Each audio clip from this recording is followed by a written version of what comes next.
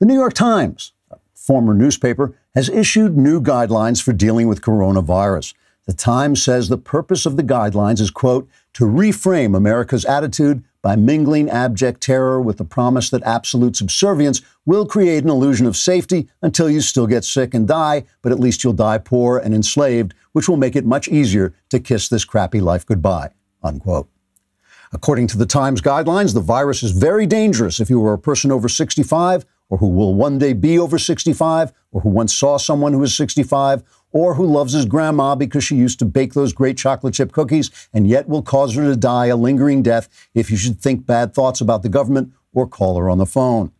Symptoms of the coronavirus include coughing up your lungs while lying curled up on the kitchen floor groaning in agony, or a runny nose, or sneezing, or thinking too much about sneezing, or having once sneezed, or disobeying lockdown orders, or thinking about disobeying lockdown orders, or shutting your windows so that the police drone can't watch you go to the bathroom when you're thinking about disobeying lockdown orders, or sneezing preparatory to coughing up your lungs in agony and then killing your grandmother. The Times says cities and states should be able to begin opening up their economies after people stop getting sick of the virus, or dying of the virus, or getting sick of other causes, or dying in any way, shape, or form, or taking risks, or having hopes, or believing they can be free without killing their grandmothers or otherwise damaging themselves or others. At that point, citizens will be allowed to curl up in a ball and suck their thumbs or take a walk around the living room. The Times says these guidelines will be relaxed once a cure is found or Donald Trump leaves office. Trigger warning, I'm Andrew Klavan, and this is The Andrew Klavan Show. I feel hunky-dunky, life is tickety-boo. Birds are winging, also singing hunky-dunky-doo. Ship-shaped, tipsy-topsy, the world is zippity-zing. It's a wonderful day, hurrah, hooray! It makes me want to sing. Oh, hurrah, hooray! Oh, hooray, hurrah! Well, yesterday, the New York Times won the Pulitzer Prize for falsehood. The Pulitzer Committee gave the Times an award for their 1619 project, a piece of leftist propaganda meant by the Times' own admission to, quote, reframe our country's history. We're going to be talking a little bit more about this later on. The project, which will be taught in some schools, does this by a process which sometimes goes by the technical name of lying. In this case, they claim that the American Revolution was an attempt to protect the institution of slavery from British abolition. This is literally not true, by which I mean it's not what actually happened. Not only do those historians who know the period best agree that this is not a true story, and the Times never consulted any of them, but even a cursory glance at the writings of the founders will tell you that this was not their reasoning or intent. So it's a lie. It's a lie propagated by a former newspaper, and now it's been rewarded with what is often considered the highest prize in journalism, which has besmirched itself. This comes at a time when public schools are teaching young children completely unproven theories about gender in the hopes of rewriting the basic facts of human life. It comes when businesses, in fear of being sued, are firing people for making perfectly reasonable and probably true statements about the differences between men and women, and when some scientists and academics are under heavy pressure to abandon any research into sensitive issues concerning race or gender. Leftist culture makers, in keeping with the history of leftism since Marx, are seeking essentially to put forward the virtue of untruth with this misguided idea that comfortable lies can become the truth if only those who speak the truth can be shamed or forced into silence. This, of course, is the situation depicted in George Orwell's 1984, a novel based on the Soviet Union. It is the whole project of the Marxist takeover of our institutions in the U.S., a takeover that was itself in part an attempt to rewrite the failure of the Soviet Union and to erase the fact that the dream of state ownership and perfect equality always turns out to hide a reality of oppression, poverty, and death. A nation cannot continue free in a state of enforced delusion. Freedom requires truth-telling, and truth-telling requires everyday courage, exactly what the New York Times and other leftist organizations are now designed to discourage. The Times and its leftist cronies are little factories for manufacturing fear and self-doubt and a quivering sense that it's best to keep your mouth shut lest you say something that reveals you to be beyond the leftist pale and thus cost you your Twitter platform or your reputation or your job. When I say fighting back requires everyday courage, I mean this. If we care about our country and we care about our country's freedom, we can't just talk about defeating the left-wing empire of lies. We have to actually defeat it every single day, because it's an operation every single day. We have to speak the truth without hatred, but without fear, and normalize speaking truth even when it's uncomfortable and costs us. If you want to know a project whose purpose is slavery, it's the 1619 Project, not America. For the Times to produce the project was just despicable, but to give them a prize for it is grotesque. To have these major institutions openly dedicated to the virtue of dishonesty is a true danger to freedom. If they make us afraid, we win. If we live in silence, they win. We won't let that happen. All right, we're going to talk more about the 1619 Project. It really needs to be discussed. Let us talk first about NUTRAFOL. I know a lot of you sit at home thinking, how can I look as great as Andrew Klavan? But none of the people who are thinking that are women. Why? Because women like having hair. Women, they're irrational. Who knows? They think, I want to have hair. I can't understand it, but there you are. But you don't want your hair to be thinning like mine is thin to the point of non-existent. And nearly half of all women do experience thinning hair by as early as age 40. 30 million women experience hair loss. NUTRAFOL can help you with this, and we are in the process. It has gone through major tests. It has actually been tried out. NUTRAFOL will help you have thicker hair and grow thicker, fuller, healthier hair. But we, in the Daily Wire, are actually testing this off on one of our hapless female employees who has been forced into this by our cruelty. No. She's happy to do it, and she's going to get back to us and tell us how well it works. It's formulated with potent botanicals to help you grow hair as strong as you are, and it's physician formulated to be 100% drug-free. Visit NUTRAFOL.com and take their hair wellness quiz for customized product recommendations that put the power to grow thicker, stronger hair back into your hands. You can grow thicker, healthier hair and support our show by going to NUTRAFOL.com and using promo code Klavan to get 20% off. This is their best offer available anywhere. Plus, the shipping is free on every order. Get 20% off at NUTRAFOL.com, promo code Klavan. Their best offer anywhere, 20% off at NUTRAFOL.com, spelled NUTRAFOL, spelled NUTRAFOL.com, promo code Klavan for hair as strong as you are. But how do you spell Klavan is the question. It's K-L-A-V-A-N. There are no E's in Klavan. There are no E's in Klavan. I just make it look this easy. It's incredible, I know.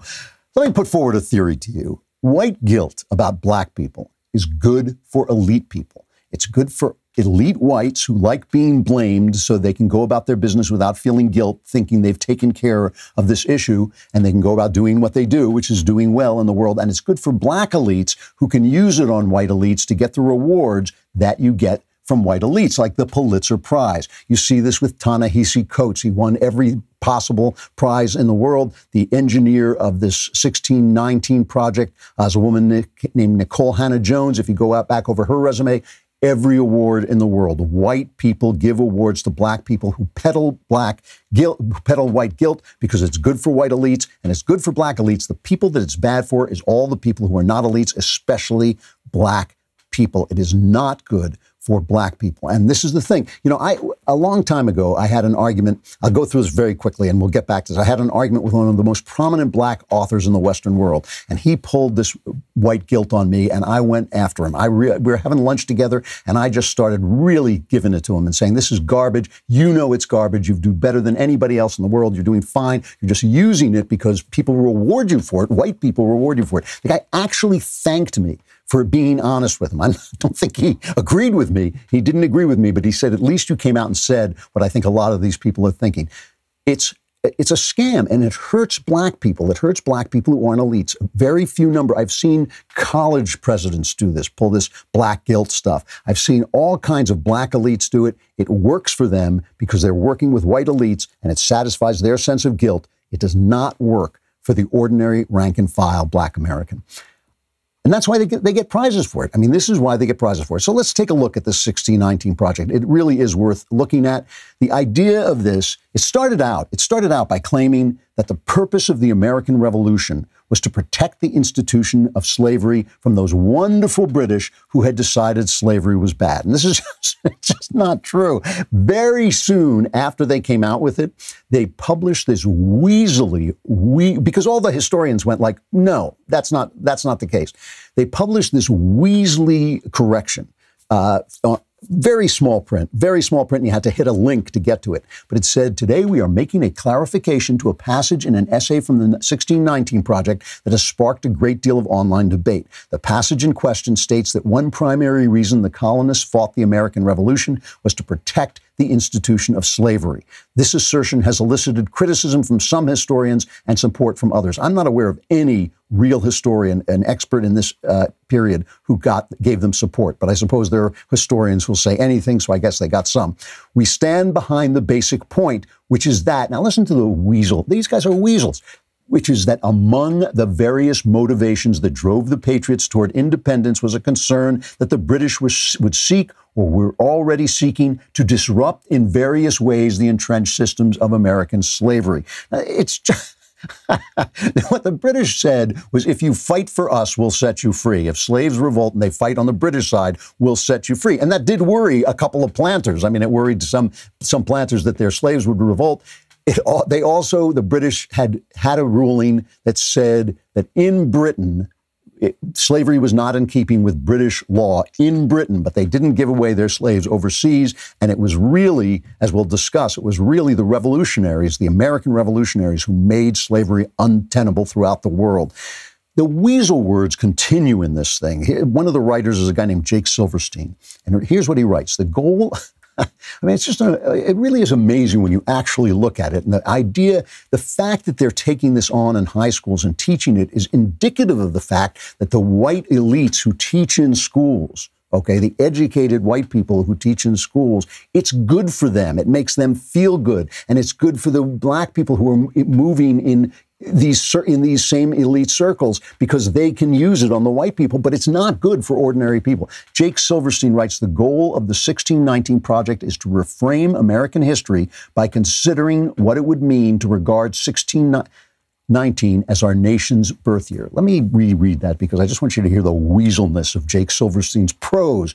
I mean, if I wrote prose like this, my wife would hit me over the head. I mean, like, it's just so weaselly. The goal of the 1619 Project is to reframe American history by considering what it would mean to regard 1619 as our nation's birth year. Now, what if when you consider it, you think like, that's not true?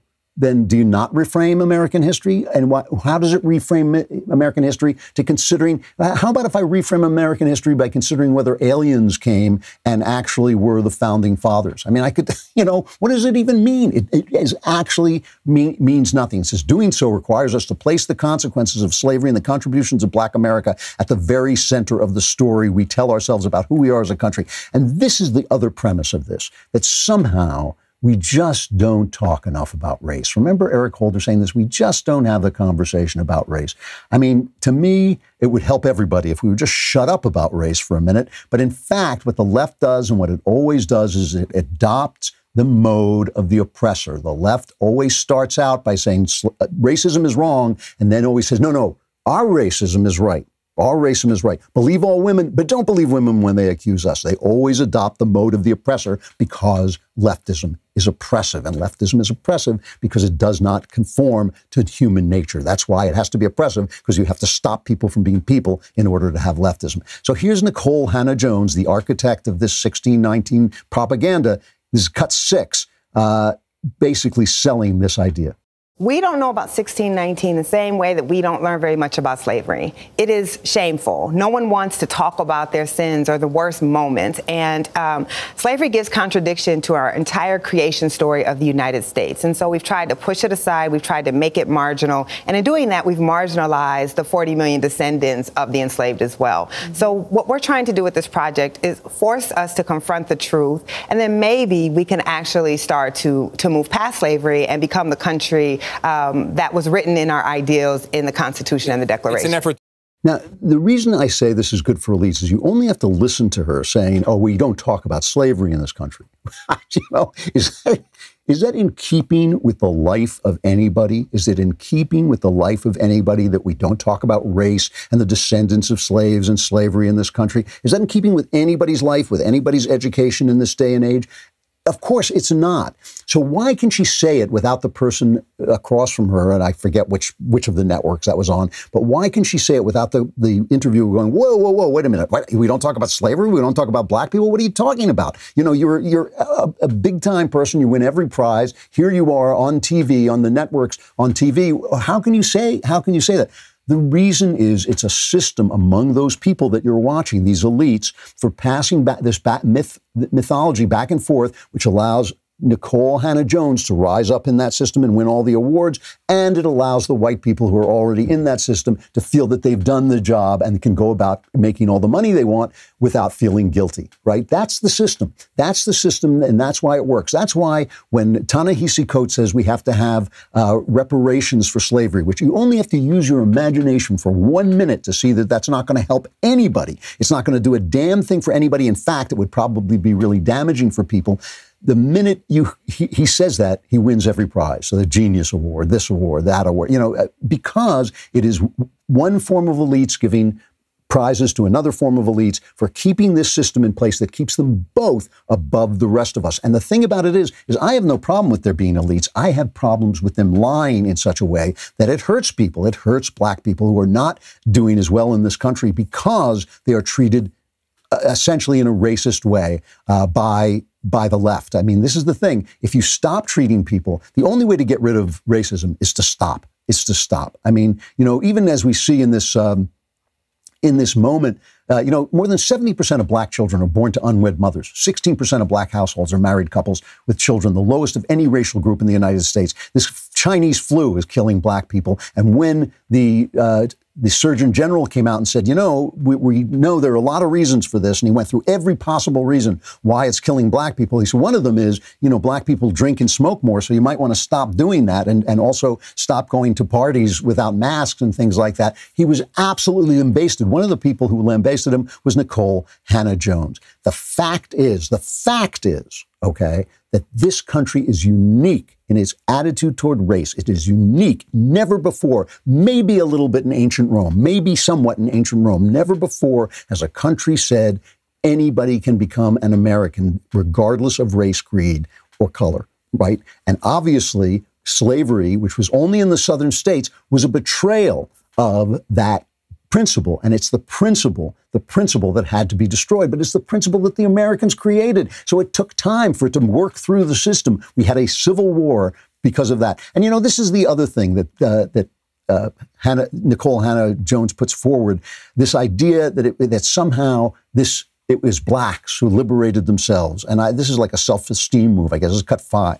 When you think about the fact that when Thomas Jefferson is writing the Declaration and laying out these words for liberation, that, you know, all men are created equal yes. and born with inalienable rights. And while he's writing that, he owns 130 human beings who are in absolute bondage. And in fact, his brother-in-law is sitting there with him enslaved to help keep him comfortable. What that means is those ideals were not true when they were written, but black Americans took those ideas literally. And black Americans have really fought. You can look at what happens after Reconstruction. You can look at the abolitionist movement. You can look at the civil rights movement. Black people have fought to make those ideals real.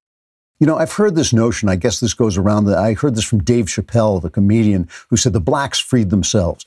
Now, the problem with this, aside from it being untrue, is that it actually discounts the true black contribution to this country, which is that in fighting for their freedom, they did unite with white people fighting for their freedom and prove the fact that it's principle and ideas that unite us. It's principles and ideas that free us. It's not color. And, you know, of course, in fact, of course, black people were part of the fight for freedom. There were black people who were part of the fight for freedom, but a lot of those people lying dead in the battlefields of the Civil War were white, and a lot of the people, and it was the northern states that started the slavery movement throughout the world. It was the northern states that were the key to the slavery movement throughout the world. And of course, it was white people in those states. If it hadn't been, it never would have happened. And the thing is, it's the principle. It's the principle that unites us. It's the principle that's more important than race. And they're doing the exact opposite of what needs to be done to make that the way that Americans think.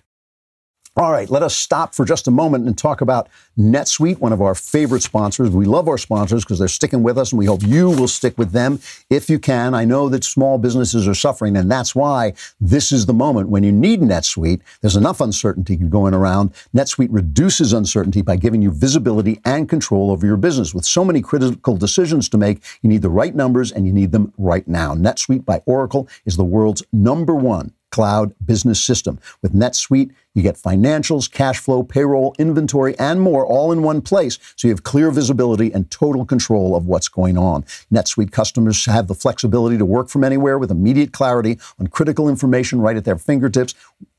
How could that be any more important than it is right now? You don't need guessing. You don't need waiting. You make smarter decisions with confidence because you've got crystal clear visibility in your numbers. Join over 20,000 companies who trust NetSuite to stay in control, and you can receive a free guide managing business uncertainty and schedule your free product tour right now at netsuite.com/Klavan. Don't wait. Get your free guide and schedule your free product tour at netsuite.com/Klavan, netsuite.com/Klavan. You want to go have one place to go when you need to know how to spell Klavan.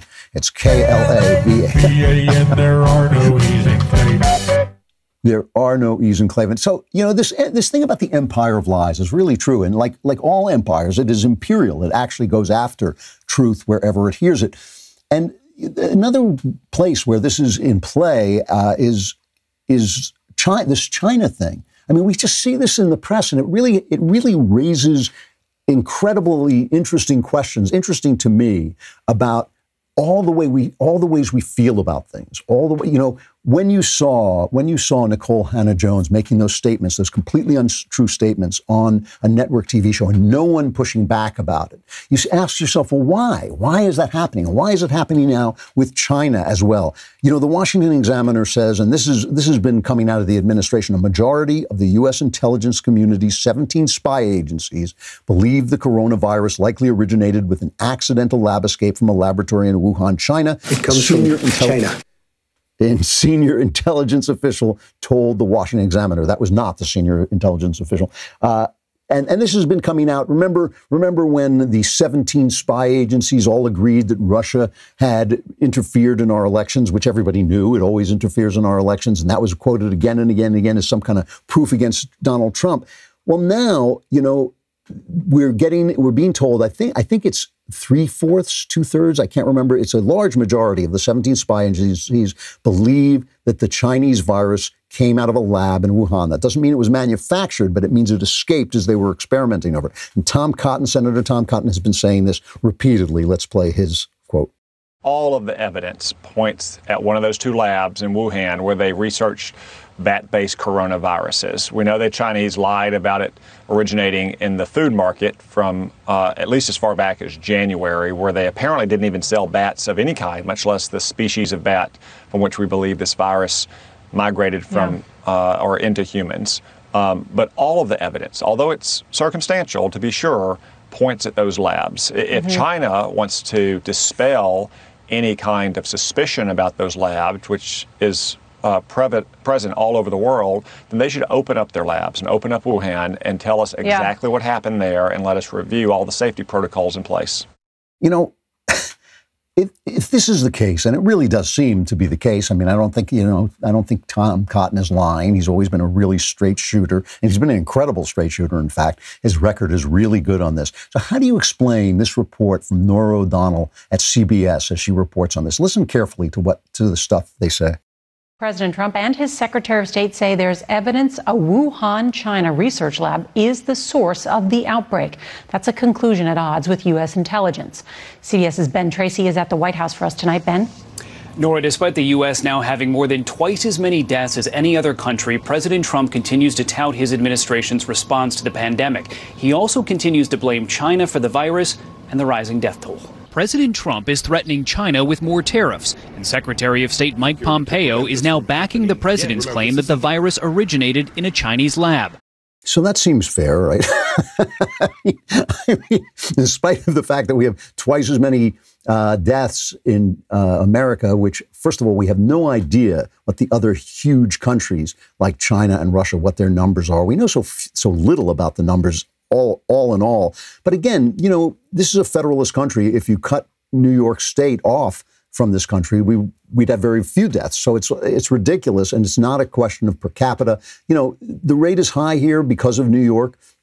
But again, you know, a lot of our states are bigger than a lot of countries. And so it's really just this kind of, what is the point, I guess, is what I'm asking. Why are they doing that? Why do they rush to say it's out of keeping with intelligence, when in fact, a lot of intelligence sources are saying it was the Chinese who let this loose. The Chinese have always lied. The Chinese, as we have talked about, are responsible for incredible atrocities, putting Uyghur Muslims in concentration camps. There's nothing in America. There really is nothing in America today that compares to the kind of disastrous cruelty that the Chinese government has exercised over the last 50 years, and including the absolute slaughter of people, of forced abortions, the starvations because of Mao. I mean, it's just been a country of one atrocity after another. And you know, there's nothing like this in America. And what is this kind of will among elites? And that's who we're talking about. We're talking about people who do very well by this country, who dreamed, I think, of doing better in a globalist world run by global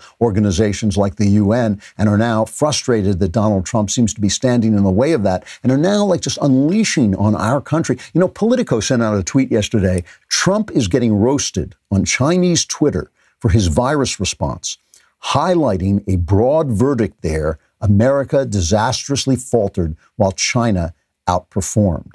So in other words, Chinese Twitter, which is an organ of the state, an organ of the communist government, is being tweeted by Politico as giving a broad swath of opinion from the Chinese that America disastrously faltered while China outperformed. So the Chinese government is saying we faltered while they outperformed, and Politico is tweeting it as the will of the Chinese people. Let me just go to the article. When you click on the Political article, it says, Chinese social media is a highly imperfect lens into widespread public sentiment, full of hot tempers, trolls, and the ever-present specter of censorship, particularly given the ruling Communist Party's power and proclivity to punish dissenting voices. Talk about weasel words. Twitter is an instrument of the state, and if there are independent people on Twitter, they know that they've got to say what the state wants, or bingo, you're gone, and your organs are pumping away in somebody else's body. You know, I mean, so what are they talking about, and why? You know, Andy Lack got fired, basically. He got thrown out of NBC. He was the guy, one of the guys heading NBC, and one of the guys who was, according to Ronan Farrow, responsible for killing the Harvey Weinstein story. One of the guys responsible for covering up for Matt Lauer's depredations there. His boss, Oppenheim, I think his name is, he's still there. So this is just part of a reorganization they're doing. But why is it this guy gets to walk away like this without any shame, without anything? And I'm sure he got a good package too. You know, yesterday Tucker Carlson had this guy, Rich McHugh, who was a former NBC producer on, and he says that Andy Lack's leaving has to do with an investigation by the New York Attorney General into charges of sexual harassment throughout NBC. Here's McHugh. One has to assume that they caught wind of this investigation because it's been going on for months and they've spoken to dozens of employees. So I believe that that has a role to play in it. And you know, there's new management at the top, and so they've decided, you know, we're going to try and get away from this black eye who presided over the Harvey Weinstein story and the Lauer disgrace and all of it. So this is a good first step, I should say. Yes. But I should point out that I've spoken to a number of women, you know, victims who've worked at NBC, and they say, you know, the fact that this Andy Lack gets to walk out of the building, you know, on his own accord is a disgrace. Their careers have been ruined. I personally left NBC largely because of, you know, things that he and other executives did with our reporting on the Weinstein story. So, you know, the fact that he can just kind of walk away is upsetting. And remember, too, these are the guys who held on to the tape of Donald Trump saying kind of grotesque things about what women will let you do if you're a celebrity. They held on to it until they thought it could hurt Trump in the election, and then released it. So they're real champions of women when it serves their political point of view. And, you know, yesterday I was talking about reporters and talking about the fact that a lot of these people aren't evil people. Like, I don't believe Martha Raddatz is an evil person. I don't believe, Jonathan Karl is an evil person. And I've known people in the business and all this, and I know that they do not know, a lot of them, what they're doing. They know not what they do. And somebody attacked me on Twitter saying, you're wrong. If people do it wrong, that they're bad people. Well, they may be bad at being people, but the point I was trying to make is that it's really important to understand what other people are doing, and you don't understand what other people are doing if you turn them into cartoon villains. I'm not letting anybody off the hook. Do not get me wrong. I am not letting anybody off the hook. If you're at Politico and you are putting forward Chinese Twitter as if it said something about what the Chinese people think, you're betraying the Chinese people. And this is the thing, when you do these things like the 1619 Project that actually is going to make life worse for ordinary black people by making them think that they're still under the heel, or that some kind of erasure of the past will help them, or that some kind of reparations from the past will help them instead of what will really help them, which is the education they need to get and are not being allowed to get because of leftist teachers' unions. And when you do that to people, you're doing something wrong, but I do not believe they understand the wrong thing they're doing. We have got a polluted communication system. It's been polluted by leftism, and it affects even the people in it. And I'm trying to get to the point that it is the principle and the ideas that are destroying them, not some kind of cartoon villainy. All right.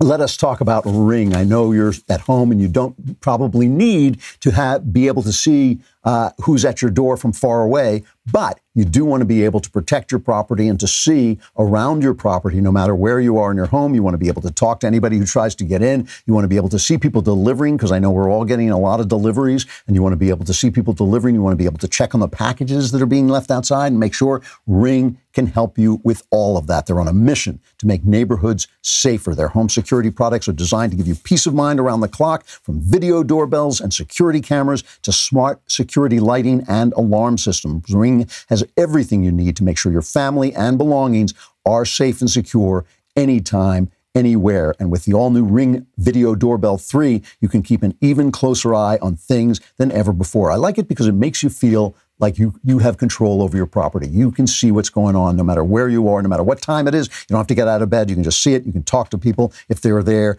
And you can get a special offer on the Ring Welcome Kit when you go to ring.com/Klavan. The Welcome Kit includes the Ring Video Doorbell 3 and Chime Pro. It's all you need to start building custom security for your home today. Just go to ring.com/Klavan. That's ring.com/Klavan. And anybody comes to your door, just press the button, talk to them, say, how do you spell Klavan?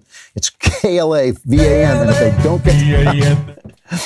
they don't get that right, all the spotlights in your house go on, a siren goes off. It's amazing. It's amazing. There are no easy. Also, the double tumbler promo is ending. It says tomorrow, but I think it may be ending today. Is it ending today? I think it is ending today. You want to become a Daily Wire Insider Plus or All Access member. And you know why? Because tomorrow is Mailbag Day. And if you are not a member of the Daily Wire, you cannot ask questions. You are stuck with your problems forever. But if you are a member, not only, if you're a All Access member and Insider Plus, not only will you get 2 of these solid gold diamond encrusted leftist tears tumblers, which are just so amazing for a solid gold, diamond encrusted tumbler, because they're not solid gold or diamond encrusted, which makes them unique among solid gold diamond encrusted tumblers. But you can go on and ask me a question in the mailbag.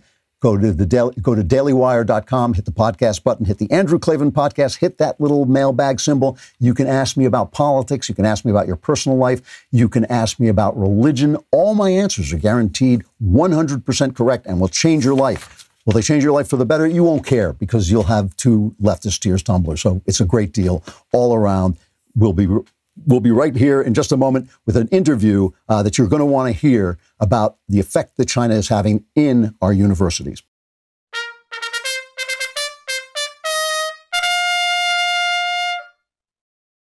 All right. We're going to talk to Cabot Phillips. He is the editor-in-chief for Campus Reform, where he works to expose the left-wing bias at America's college campuses. It is great stuff. If you've never visited Campus Reform, you should. Before joining Campus Reform, he was the digital grassroots director for Marco Rubio's presidential bid. Cabot, you there?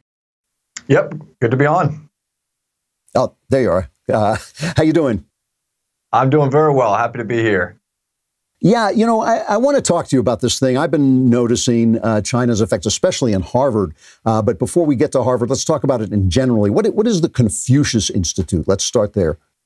Yeah, so China has essentially viewed American colleges and universities as soft targets for years. We know this. Their propaganda ministry has openly said, yes, we're trying to get a foothold on American college campuses. So they open these Confucius Institutes, which sound nice. They sound very educational, and they're spreading history and culture. So what they do is they go to American universities. They say, we're going to build a $40 million brand new shiny building on your campus. We'll teach Chinese classes and culture and language. We'll spread it on campus, and it'll come at very little cost to you. So a lot of the universities say, well, great, bring it over here. We'll take it. Not understanding the danger of having a Chinese Communist Party funded building on their campus. And then once that building gets there on campus, they start their propaganda efforts. They start to try to influence the education on campus.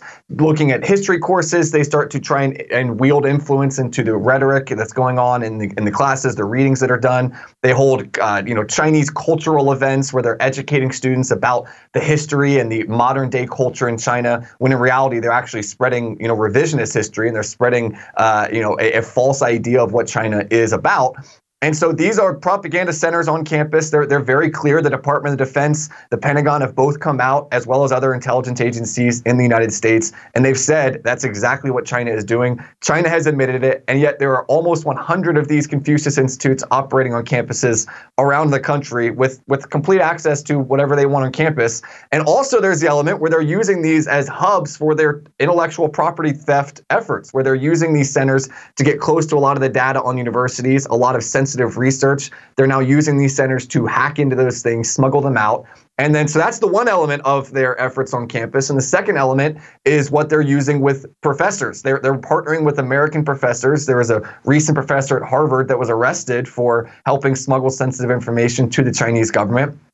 There have been other cases at Duke, in Illinois, Northwestern, other colleges around the country where the Chinese government is either bribing professors to smuggle them research, or they are threatening Chinese international students. So the students will go to America to study abroad, and the Chinese government will say, if you don't bring us back sensitive information, they'll make threats to their family, things like that. And so in that way, they're using some of the international students that come over to smuggle sensitive data out. One student, I believe out in California, was caught smuggling missile information from the U.S. military that he had gotten from his university back to the Chinese, was caught doing so. So this is kind of the thing that a lot of people don't want to talk about, but China does have a growing influence on American college campuses. Thankfully, people are starting to wake up to it now that we've seen the devastation that has happened because of the coronavirus and their attempts to cover it up. And I think hopefully we can start to turn the corner and kick these Confucius Institutes off our campus and protect our education system from the Chinese regime.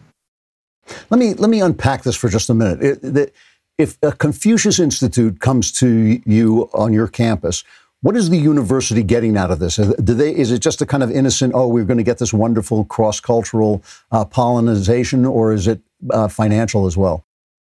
There are financial ties to it, where the Chinese government will, sometimes using their subsidiary, sometimes saying it's coming from, a harmless grant or a private business in China, which we all know anything coming from China is essentially under the wing of the Communist Party, which they try to hide that. But there are monetary benefits to it for the university. The university will then advertise it and say, look, we have this rich cultural exchange program with China. It's these Confucius Institute. It sounds very philosophical and deep. And that's exactly what they're doing, where they are using that. And it is ironic now for the people for the last 4 years on the political left, and especially in academia, who have gone on endlessly about the danger of foreign interference in our election process and how important it is for us to maintain the integrity of our election process, protecting it from foreign interference, even though there's been almost no evidence of that actually taking place. They now turn a blind eye when there's legitimate foreign interference going on our college campuses, legitimate foreign interference. It's indoctrination is what it is going on there. And I've actually seen this firsthand. I went to the University of Maryland, where they have a Confucius Institute operating, and I talked to students about their opinion of the Chinese government. And I said, who do you trust more, the Chinese government or President Trump and his administration? Student after student, well, the Chinese government, of course. And that's not to say that every one of those students had their mind changed by these Confucius Institutes, but I do think it points out the danger in allowing them to, to deceive people into who they are, what they're about, and what their regime really does. Well, this is the other question. Aside from any financial benefit a university gets, we know that universities are hotbeds of leftism. I mean, they've gone out of their way basically to bar anybody who doesn't toe the leftist line from working in a lot of universities. Is there sympathy between the left in this country and the Chinese philosophically? I mean, it's a little hard to wrap your head around because the Chinese have committed such atrocities, their treatment of the Uyghur Muslims, of course, and their treatment of dissidents, the way dissidents disappear. And yet we just saw a piece in The Atlantic written by a Harvard law professor, co-written by a Harvard law professor, where he said their idea of surveilling people and censoring the internet is the right idea, and we should imitate it here through Facebook and Twitter and all this. So do they actually sympathize? Are they happy to have these people? When you confront them, are they happy, in fact, to have these people on campus? Well, I think the big part of it is they're ignorant. So whenever you bring this up to people and whenever you say, hey, are you concerned about this? Many times the university will respond and be ignorant. They'll say, no, there's no problem with these centers. This is not a danger. And a lot of the students, I've been on over 100 college campuses. I've interviewed thousands of students about topics like this and similar ones. And a lot of times they just have no idea. They think, oh, well, all culture is good. No one culture is worse than any other culture. It's this cultural relativism, thing that has brainwashed them. And so they think, well, it can't be that bad. And so when you start to actually talk to them about the atrocities of the government, you say, hey, we're for tolerance, right? We're for open-mindedness and diversity, right? Those are all good things. Then why are we okay with the Chinese government that has thrown people in concentration camps for their religion or has censored people by the billion with a B? What's wrong with that? That doesn't really fall in line with diversity and inclusion, does it? And a lot of times they don't really see that because they're not aware of what's going on. And I think one reason this has been able to go on for so long is because people are afraid to call out the Chinese government because they're afraid of being called racist. Because it's impossible for many people to separate criticizing the Chinese government from criticizing Chinese people. And a lot of these universities say, we don't want to cause any problems. And a lot of students say, I don't want to be labeled a racist or a bigot if I point out or question the presence of these centers on my campus, or if I question what I'm hearing about China, because I don't want to be viewed as intolerant for coming out against Chinese people. And we got to be able to criticize bad ideas, criticize dangerous regimes without criticizing an entire people group, which of course that's not happening. So in a way, this political correctness has played a role in allowing this to go on for so long. And thankfully, there has been some movement lately. Congress recently this week actually announced that they were going to be investigating China's ties to our college campuses. We've seen people like Senator Ted Cruz, Josh Hawley leading the way on making sure that these Confucius Institutes are being shut down. Thankfully, about 24 of them have been shut down in the last year or two. There are still a little under 100 still operating. And that's not even to account for all the money universities are getting. But there is an investigation going on into schools that are underreporting. There are schools that have received tens of millions of dollars from the Chinese government and other Chinese entities that have underreported it. They've either tried to hide it and it's been exposed, and now they say, well, this isn't what it looks like. And so those universities are being investigated now. But at my point of view, what's to investigate? We already know what's going on. The DOD, Pentagon have been very clear. Our intelligence communities have been clear about Chinese efforts to do so. China has admitted it. It's time for action. It's not time for just more nice things of, we'll look into it. It's time for action from our government and from campuses themselves. You mentioned this thing in Harvard. This guy, Charles Lieber, was arrested. Now, he was arrested. It was kind of like, reminded me a little bit of Al Capone being busted for tax evasion. He was arrested for not reporting money he had gotten from China when he had to report it under the terms of his $15 million worth of grants, of federal grants. So he violated the terms of his federal grants by not reporting the money he was getting from China. But he was part of this thing called the 1,000 Talents program, which couldn't sound any more Maoist if they tried. I mean, it just sounds like such a Maoist. But this thing has been essentially identified by our intelligence agencies as an espionage operation. Yeah. How deeply is that entrenched in the universities?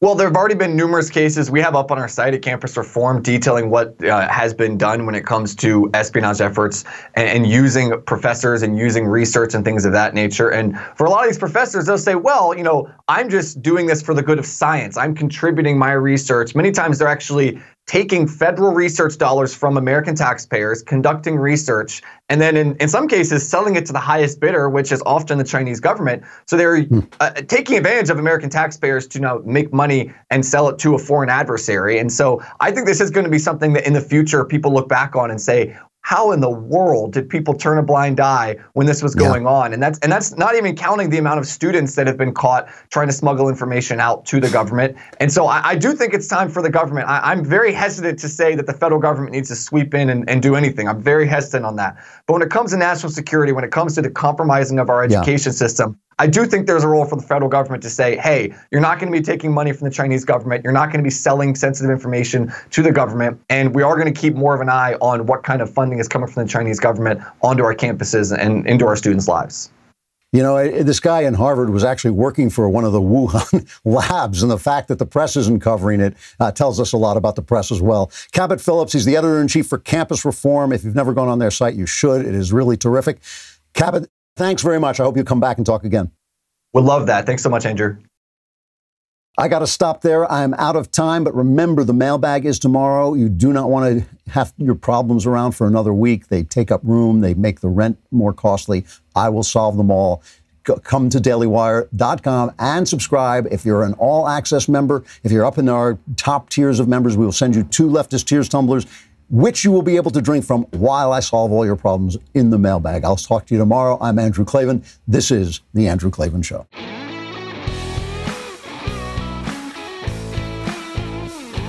The Andrew Klavan Show is produced by Robert Sterling and directed by Mike Joyner. Executive producer, Jeremy Boring. Technical producer, Austin Stevens. And our supervising producer is Mathis Glover. Assistant director, Pavel Wydowski. Edited by Adam Sayevitz. Audio mixed by Robin Fenderson. Hair and makeup is by Jesua Alvera. Animations are by Cynthia Angulo. Production assistants, McKenna Waters and Ryan Love.